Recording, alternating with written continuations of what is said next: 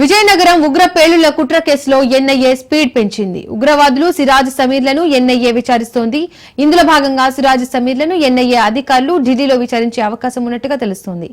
ఇప్పటికే కేసును ఎన్ఐఏకి అప్పగించాలని రాష్ట్ర ప్రభుత్వానికి కేంద్ర హోంశాఖ నుండి ఆదేశాలు జారీ చేసింది. ఈ నేపథ్యంలో రాష్ట్ర డీజీపీ నుండి జిల్లా ఎస్పీకి ఆదేశాలు వచ్చినట్టు తెలుస్తోంది. రేపు విజయనగరం పోలీసులు కేసును పూర్తిగా ఎన్ఐఏకి అప్పగించనున్నారని విశ్వసనీయ సమాచారం.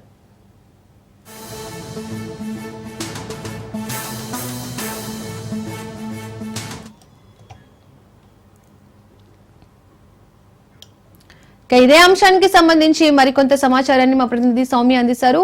సౌమ్య, ఉగ్ర పేలుళ్ల కుట్ర కేసులో ఎన్ఐఏ అయితే స్పీడ్ పెంచింది. సమీర్, సిరాజ్ లను విచారిస్తోంది. అయితే డీటెయిల్స్ ఏంటి?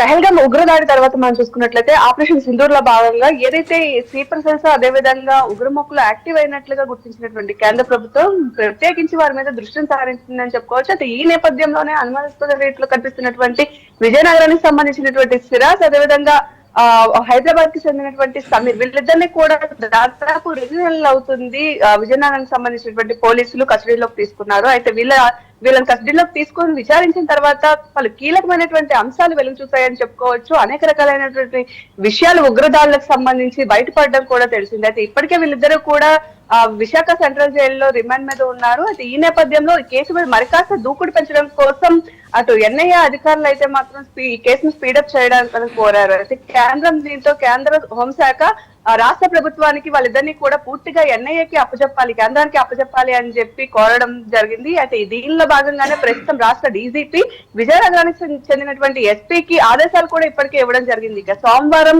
ఎన్ఐఏ బృందానికి సంబంధించినటువంటి సభ్యులు జిల్లా మెజిస్ట్రేట్ విజయనగరం జిల్లాకు సంబంధించినటువంటి మెజిస్ట్రేట్ దగ్గర వీళ్ళిద్దరినీ కూడా పూర్తిగా ఎన్ఐఏ ఆధీనంలో తీసుకోవడం కోరడం జరుగుతుంది. ఇక మంగళవారానికి దాదాపు వీళ్ళిద్దరిని కూడా పూర్తిగా ఎన్ఐఏ ఆధీనంలో తీసుకొని ఢిల్లీకి తీసుకువెళ్లి అక్కడ విచారణ అయితే చేపట్టాలని మాత్రం చూస్తున్నారు. అయితే ఈ 2 నెలల్లో కూడా పలుమార్లు విజయనగరానికి సంబంధించినటువంటి పోలీసులతో పాటు ఎన్ఐఏ బృందాలు, అదేవిధంగా యాంటీ బాంబ్ స్క్వాడ్ బృందాలు, అదేవిధంగా యాంటీ టెర్రరిస్ట్ స్క్వాడ్ వీళ్ళందరూ కూడా పలుమార్లు వచ్చి సిరాజ్ ని సమీర్ ని విచారిస్తుండగా ఈ భాగంలో అనేక రకాలైనటువంటి కీలక అంశాలు వెలుగు చూశాయి. అంతేకాదు వీళ్ళిద్దరికీ కూడా విదేశాలకు సంబంధించినటువంటి వ్యక్తులతో సంబంధాలు ఉన్నట్టు విధంగా, అంతేకాకుండా వీళ్ళకి సంబంధించిన అకౌంట్స్ లో భారీగా విదేశాల నుంచి నగదు కూడా జమ అయినట్లుగా, వీళ్ళ కుటుంబాలకు సంబంధించినటువంటి అకౌంట్ లో కూడా నగదు జమ అయినట్లుగా ఇప్పటికే పోలీసులు గుర్తించడం జరిగింది. ముఖ్యంగా చూసుకున్నట్లయితే అహీమ్ అనేటటువంటి ఒక సంస్థకు సంబంధించినటువంటి అంశాలన్నీ కూడా, కీలకమైనటువంటి విషయాలన్నీ కూడా ఈ 2 నెలలకు సంబంధించినటువంటి దర్యాప్తులో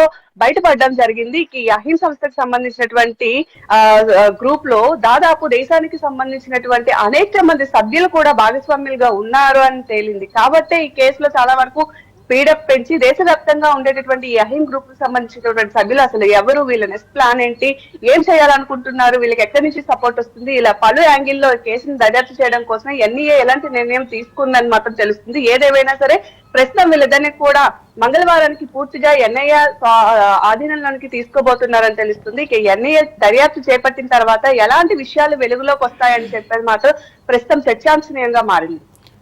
థ్యాంక్ యూ సౌమ్య.